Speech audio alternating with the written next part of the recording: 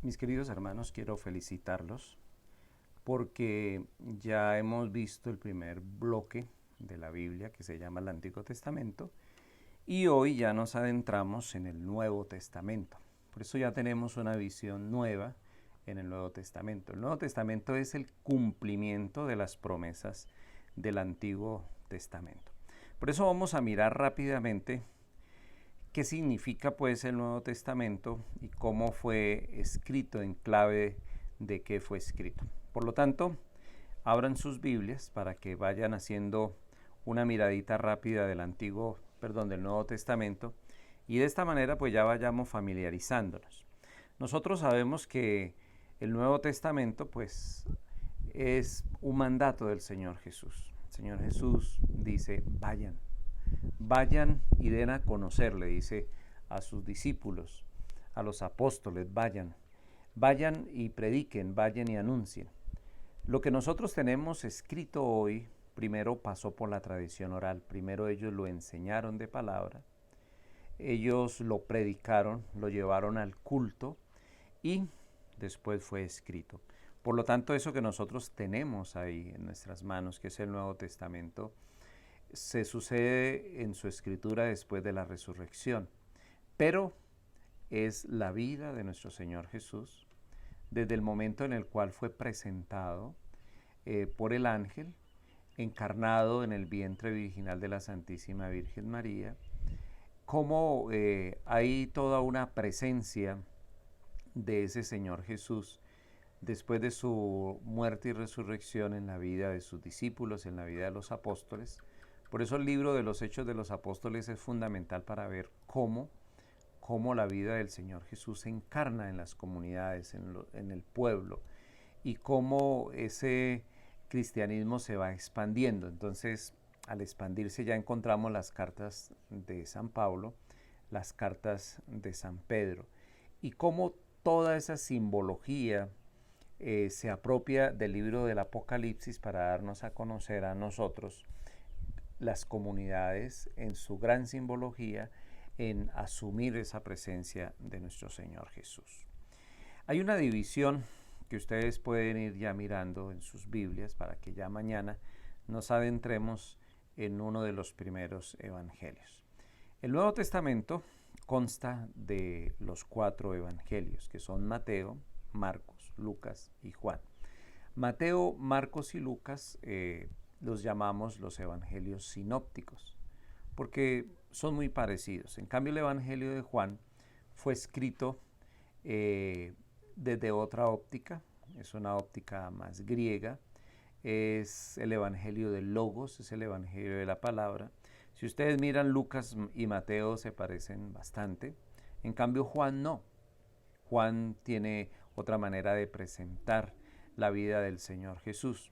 Y Marcos, pues según los escrituristas, es la fuente Q, es decir, es de donde Marcos, de donde Mateo y Lucas toman también para escribir ellos sus evangelios. Sin embargo, son la interpretación de cada uno de estos apóstoles. Es la interpretación de Mateo, es la interpretación de Marcos, de Lucas, y por lo tanto también es la interpretación de Juan. Encontramos también, después de los evangelios, el libro de los Hechos de los Apóstoles, donde encontramos el nacimiento de la iglesia, donde encontramos los actos, los acontecimientos, todo lo que sucedió después de la resurrección del Señor Jesús. Ahí encontramos, por ejemplo, Pentecostés, la venida del Espíritu Santo, encontramos el caminar de hombres grandes como Pablo, como Pedro, y encontramos también cómo se fueron consolidando las primeras comunidades.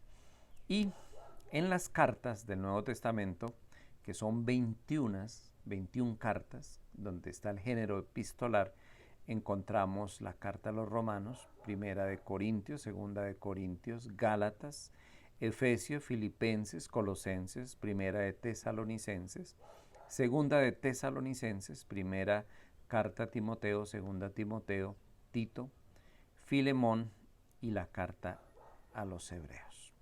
También encontramos las famosas cartas católicas. Se llaman católicas porque el término católico significa universal y la carta de Santiago, la primera de Pedro, segunda de Pedro, primera de Juan, segunda de Juan, tercera de Juan, carta de Judas y por último el Apocalipsis. Como lo había explicado al inicio de este curso bíblico del Antiguo Testamento, es la prefiguración del cumplimiento en el Nuevo Testamento y se complementan mutuamente el Antiguo Testamento y el Nuevo Testamento, y podemos nosotros ver en el Nuevo Testamento aquello que estaba en el Antiguo Testamento, y en el Antiguo Testamento podemos prefigurar el Nuevo Testamento. No podemos nosotros ver el Nuevo Testamento solo. Es necesario mirarlo desde el Antiguo Testamento. Por eso son tan importantes las profecías, el grupo de los profetas que veíamos hace unos días, con los 4 profetas mayores y también con los profetas menores. Por eso el Señor Jesús continuamente le decía a las personas que lo escuchaban: investiguen las Escrituras y así comprobarán que Moisés hablaba de mí. Lo encontramos en Juan, en el capítulo 5, versículos del 39 al 45, porque después del Señor Jesús se abre una nueva historia, pero el Señor Jesús tiene en cuenta todo lo que Dios Padre hizo en el pueblo, especialmente en la persona de Moisés. Y San Lucas, relatando el encuentro de Jesús con los discípulos de Emaús, dice que Jesús empezó a hablarles, empezó a dar a conocer toda la historia de la salvación, empezando por Moisés, continuando por los profetas, y les explicó todo lo que había sobre él en las Escrituras y cómo se había cumplido todo lo que habían presentado los profetas. Por eso, en este curso bíblico iniciamos con el Antiguo Testamento y ya estamos en el Nuevo Testamento, porque el mismo Señor Jesús se refiere al Antiguo Testamento. También San Mateo nos presenta cómo hay unas promesas que se cumplen en la persona del Señor Jesús. El Antiguo Testamento no está pasado de moda. El Antiguo Testamento es muy valioso para nosotros y es la historia del pueblo de Israel. Y es importante que nosotros lo conozcamos, que nosotros lo manejemos, que nosotros vayamos continuamente a él, y que ese Antiguo Testamento nos ayude a nosotros pues a descubrir cómo Dios Padre ha estado presente en la historia de la humanidad. ¿En qué lengua se escribió el Antiguo y después el Nuevo Testamento? Inicialmente se escribió en hebreo, pero ya cuando nosotros miramos el Nuevo Testamento aparece un nuevo idioma, es el arameo, que es precisamente la lengua materna del Señor Jesús. Y ya después la mayoría de los textos del Nuevo Testamento se llevaron al griego, que es un griego clásico, como era por ejemplo el griego de Demóstenes. Es un griego que no es del pueblo, no es vulgar ni es corriente. Es un griego clásico. Nosotros de pronto poco podemos diferenciar entre una lengua clásica a una lengua vulgar. En el vulgo se introducen palabras, jergas, que no son propias, como por ejemplo en el caso de nuestro castellano, que no son propios de la Real Academia de la Lengua.